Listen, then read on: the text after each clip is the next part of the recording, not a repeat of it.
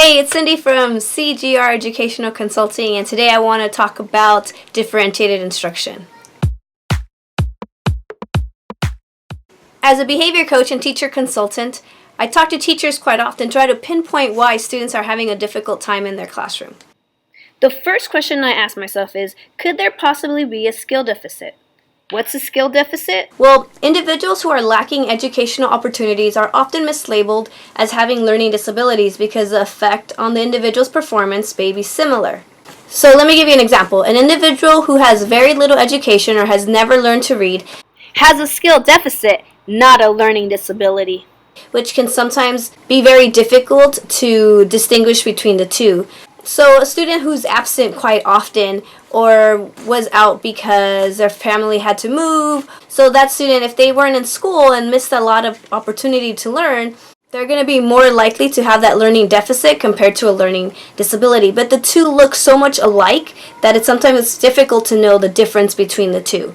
When we're talking about differentiated instructions, there's two pathways we could take. We're talking about either accommodations or modifications. So I want to give you an example, a non-school example of accommodation versus modification. Well, an example that I know very well of, which is accommodations when you go to amusement park. So for instance, my son has autism and he can't wait in line very long due to his anxiety and his sensory processing, which the overload of standing in line is too much. So the accommodation is, instead of standing in line, we get to wait a half an hour outside of line, and then when it's our turn, then we just go in through the exit. But we still have to wait, so the accommodation is not having to wait in line, but we still get to ride the ride with everybody else. So accommodation is like my thing, like that's my jam. Like differentiation is so important, and the reason why I find it so important is because you have to be able to provide an equal opportunity to learn and also an equal opportunity to participate in class. So not just an equal opportunity to learn, an equal opportunity to participate. Because a lot of these students don't get to participate, and then we're providing differentiation so that they can be part of the learning environment. I'm going to be focusing on accommodations. What barriers can you remove to make learning accessible? What this means is that we're going to change how kids learn, not what they're learning. We're not going to lower expectations. The assessments and the standards stay the same. One thing that's really important to remember is that accommodations have to match the need. So if your accommodation looks like, well, just do the evens, or I'll give you extra time, that might not be it. That's usually the one I hear the most is, oh, I just told them to do half of the assignment. It really has to match the need so that we can see the growth in this student. What students would benefit from this? Let's take a look. There are 3 student scenarios I want to explore. So for this visual example, this yellow line will represent a student's IQ. In this first example, the student has average to high IQ, and their assessment scores are C average or better. From this example, you can see that there is no major gap between the performance and the IQ. There's no major discrepancy here between the two. In this second example, the student has average to high IQ, and their assessment scores are below average. In this example, there is a discrepancy, there is a gap right here between the student's IQ and their performance. This type of performance would set off a red flag. Why is this happening? The fact that the student has an average to high IQ tells us that the student has the capacity to learn the material, but for some reason is not performing how they should. These type of students are usually the students I would recommend for special ed for an evaluation.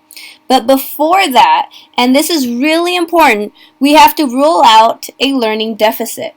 This type of student would benefit from an accommodation because they have the capacity to learn but may need the content to be presented in a different way. In this third example, this student's going to have slightly below average IQ, and their assessment scores are going to be below average. This student would most likely not qualify for special education because there's no major discrepancy between their IQ and their performance. They're performing at their best level. If you want them to complete the same assignments as their peers, you would have to provide some accommodations.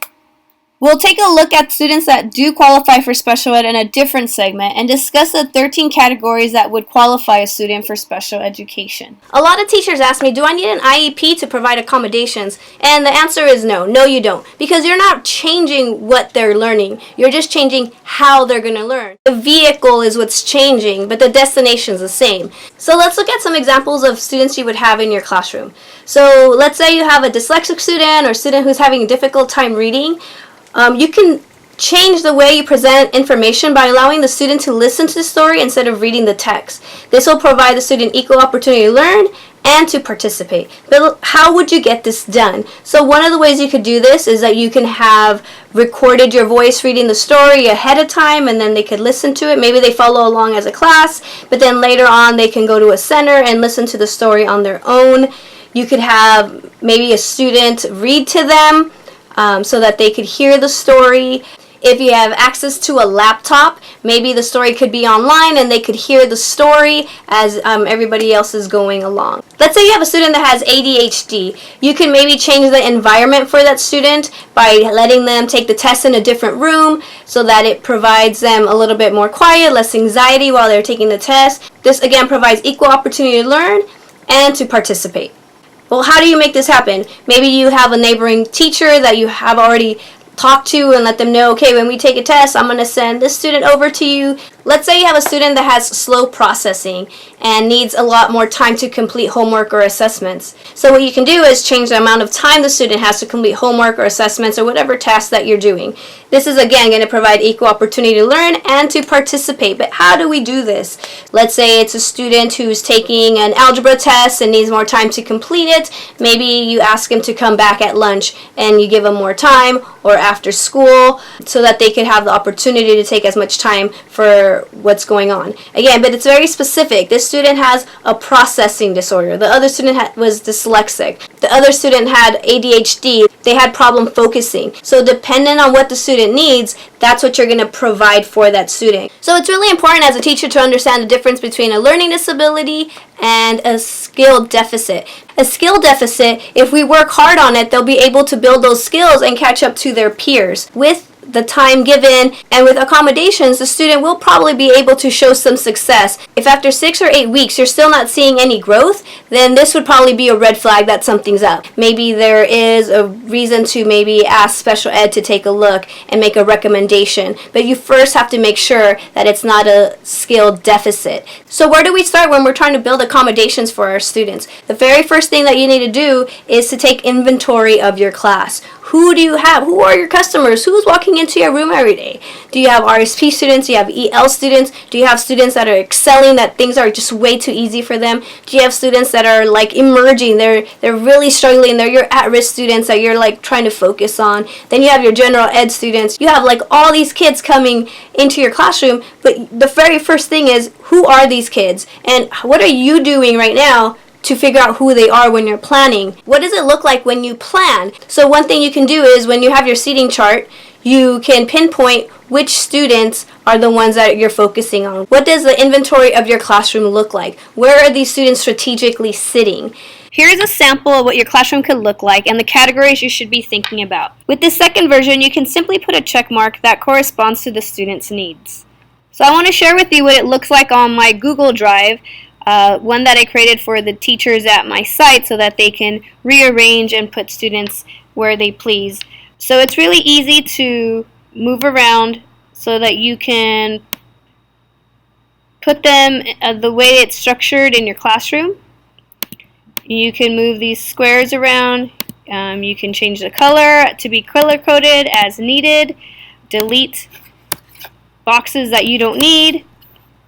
Same with the second version. It's easy to rearrange these squares, to move them around where you need them, to delete squares that you don't need. You can change a student's name, and when you print it, you can go ahead and put the check marks when you need it. So it's just easier for you to plan.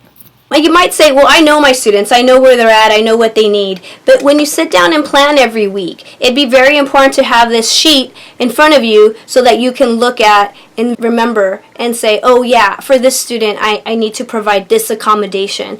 I couldn't possibly fit everything I want to share about differentiating instruction in one video. So on the next segment, I'll be sharing on how do you plan for accommodations and what really works. Remember, we don't need to make students want to come to school, we need to create a school that students want to go to.